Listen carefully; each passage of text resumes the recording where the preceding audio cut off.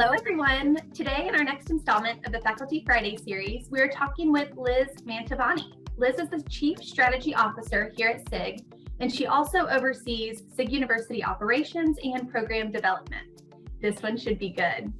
In this series, we're meeting with faculty members of SIG University to get to know them a bit better and ask a few questions about SIG University and the program or programs they faculty. Hi, Liz. Thanks for joining us today. Hi, Brittany. I'm honored to be here today. So could you start by telling us a little bit about yourself? Sure, Brittany, I'd love to. Let's see. I live in Tampa, Florida with the loves of my life, my 8-year-old daughter, Chinzia, and my puppy, Hazel. And I joined SIG about 7 years ago, where I helped build up our SIG Resource Center and also assisted with the creation of our first SIG University program, Certified Sourcing Professional, or CSP. And I've mainly been involved with project management, technology implementations, and the creation of all of our subsequent training programs: Certified Supplier Management Professional, Certified Third-Party Risk Management Professional, and Certified Intelligent Automation Professional. Prior to joining SIG, I started my career with Accenture before working for a variety of e-procurement providers, including GEP, Xera, MediaGriff, and Emporion. Great. Thank you, Liz. Everyone here at SIG knows about your passion for SIG University. Tell me, why do you love SIG University so much and why you have such a passion for professional training? Well, Brittany, I think it goes back about 2 decades when I worked for Emporion. It was a small e-procurement provider for the utility industry, and there really weren't a lot of tools, resources, or training out there for people in this field back then. And the training that did exist was expensive, it was provider-driven, or it was only available in traditional college campus settings, which is really difficult for procurement professionals on the leading edges of innovation and digitization. So my friend and colleague who worked with me both there at Emporion and again now here at SIG, Mary Zampino, we would daydream, I know it sounds funny, about creating a library of these tools, templates, and other resources, and creating training for procurement professionals. We were such nerds. We really wanted to help create a type of support group for those in this field. And I remember telling my family and my friends back then about procurement, and it was like I was speaking another language to them. Fast forward, and here we are at SIG University, teaching that common language around sourcing. And we have that SIG Resource Center that provides a treasure trove of RFP templates and tools and white papers. It really is amazing to see that dream that we had come full circle, at where we work for a company that is committed to the development of professionals in sourcing and risk management. You know, it has been so cool to watch you bring that dream you had years ago to life. So in the past, you have been joint faculty for many weeks of the CSP program. Today, I'd love to hear more about week 3 of CSP. Could you tell us what students can expect to learn in week 3? Absolutely. So I co-facultied week 3 for, I think, the last couple of years. And I sometimes co-faculty when we have new faculty members, or if emergencies arise and I need to fill in for a few days. So week 3 is great because it's where we cover contract fundamentals for sourcing professionals. And that's where we talk about the application and purpose of some particular clauses in strategic sourcing.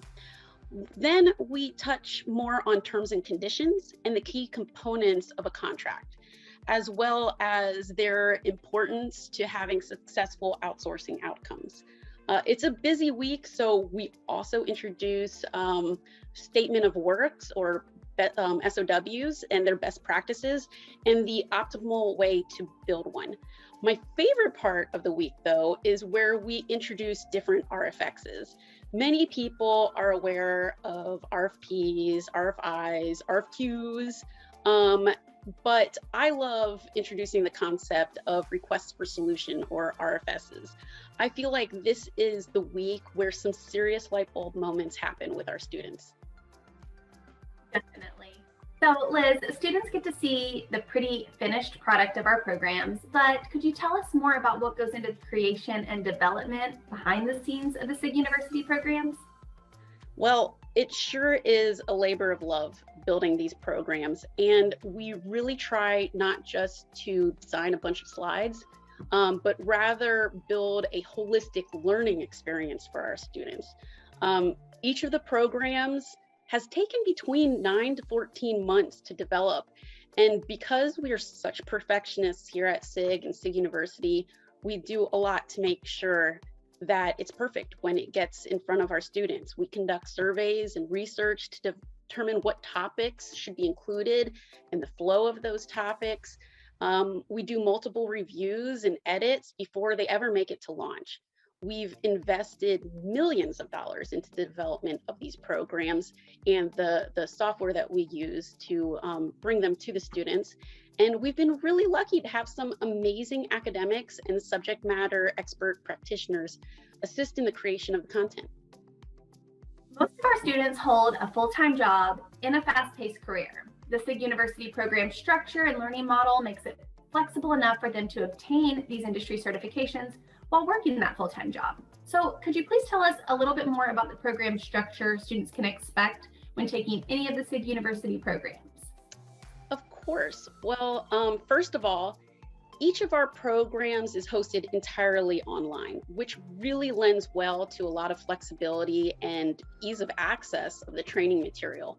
Our CSP program is 10 weeks, CSMP is 5 weeks, C3PRMP is 10 weeks, and CIAP is 6 weeks long. Each week, the SIG University team assigns new modules that must be completed that week. While students have these deadlines, though, they also have the flexibility to complete those lessons, quizzes, and discussion posts at any point during that week. While the amount of content per week is dependent on the program, the week, and the individual learning style of the student, students can typically expect to spend anywhere between 2 and 6 hours a week completing their assignments. And we've designed it that way for those with full-time jobs to be able to keep up and stay on track, because it really is important that we keep the students working at about the same pace so that these discussions are relevant to the topics that they're learning. And at the end of each semester, students must complete a short essay. It's basically to demonstrate the grasp of the topics covered in the program. And throughout the semester, our support team sends regular reminders and tips and encouragement to keep the students motivated. Some of our programs also have accompanying books or study guides, and they all have additional reading and resources listed at the end of each lesson in case students want to learn more on the topics covered that week. So we really want to ensure that students leave SIG University able to walk away and apply what they've learned and be successful, not just in their career, but for their organization. And finally, Liz, is there any advice you'd like to pass along to current or prospective students of the program? Well, I really have so much advice to pass along, but I'll just focus on a few. I know other faculty have said the same thing, but it really is important, so I'm going to stress it. You will truly get out of the training what you put into it. Join the program with a colleague or your entire team. Form a study group with them. Meet weekly to discuss the topics you learned that week. And really just get engaged in the discussion forum with the faculty and other students. Everybody really just wants you to be successful. Our faculty are volunteers. They are there because they have a passion for learning and passing along their expertise. So really take advantage of it. You'll never know when having those connections might help you down the road. Also, make sure when you're completing the lessons that you are free from distractions so that you can really focus on absorbing the material and understanding it.